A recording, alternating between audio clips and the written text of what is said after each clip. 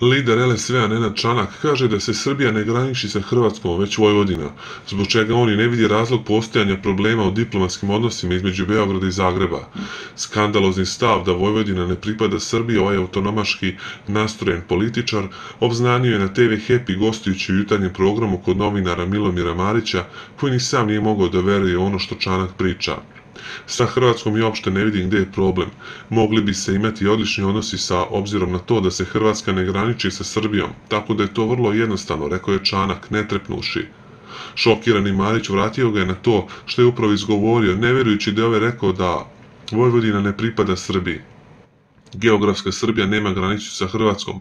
Sa Hrvatskom ima granicu autonomna pokrajina Vojvodina, koja je u sastavu Republike Srbije. Pokušao je Čanak da se ispravi, ali ga je Marić zatim preveo na jezik koji je svima razumljiv.